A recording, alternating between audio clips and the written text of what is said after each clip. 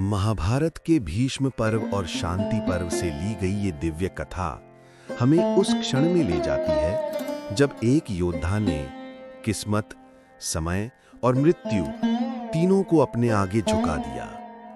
ये है भीष्म पितामह की अद्भुत गाथा, जिन्होंने स्वयं मृत्यु को भी प्रतीक्षा करवाई। कुरुक्षेत्र का रणभूमि गर्जन से भर उठा था।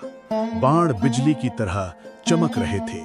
शंखों की ध्वनि आकाश को चीर रही थी और पृथ्वी सेनाओं के भार से कांप रही थी।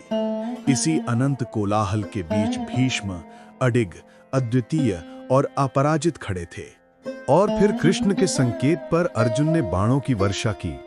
भीष्म भूमि पर नहीं गिरे, वे बाणों की शैया पर ऐसे टिक गए मानो आकाश और पृथ्वी दोनों ही उन्हें स्पर्श करने के योग्य न हों। जैसे ही सूर्य अस्त होने को हुआ, रणभूमि पर एक अलौकिक शांति उतर आई। वायु धीमी हो गई, योद्धाओं की गति थम गई, मानो स्वयं समय भीष्म पितामह की प्रतीक्षा में खड़ा हो गया हो। भगवान श्री कृष्ण भीष्म के समीप आए, शांत, दिव्य और प्रकाशमय। कृष्ण ने कहा, पितामह, आपको इच्छा मृत्यु का वरदान प्राप्त है। आप जब चाहें देह त्याग सकते हैं। भीष्म ने मुस्कुराकर उत्तर दिया, नहीं माधव, आज नहीं। सूर्य दक्षिणायन में है, मैं उत्तरायण के शुभ समय की प्रतीक्षा करूंगा। दिन बीतते गए, रातें गुजरती रहीं और भीष्म बाणों की शैया पर लेटे हुए युधिष्ठिर को धर्म का उपदेश देते रहे। ऋषि, देवता और समस्त योद्धा उनके वचनों को सुनते रहे। उनके प्रत्येक शब्द में उस आत्मा का तेज था जो मृत्यु से भी ऊपर उठ चुकी थी। फिर वो पावन क्षण आया। सूर्य ने उत्तरायण की यात्रा आरंभ की। आकाश स्वर्णिम आभा से भर उठा। भीष्म ने अपनी आंखें खोली, कृष्ण को अंतिम बार देखा और धीरे से कहा, अब प्रकाश आ गया है।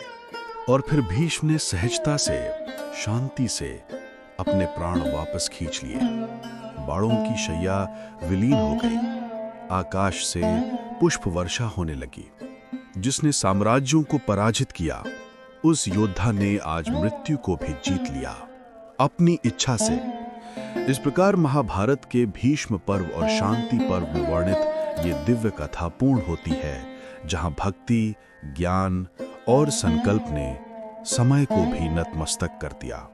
यदि महाभारत की ये दिव्य कथा आपके हृदय को छू गई हो, तो हमारे चैनल को लाइक करें, सब्सक्राइब करें और हमें फॉलो जरूर करें। आगे भी ऐसे ही पवित्र और अद्भुत कथाएं आप तक पहुंचती रहेंगी। जय श्री कृष्ण।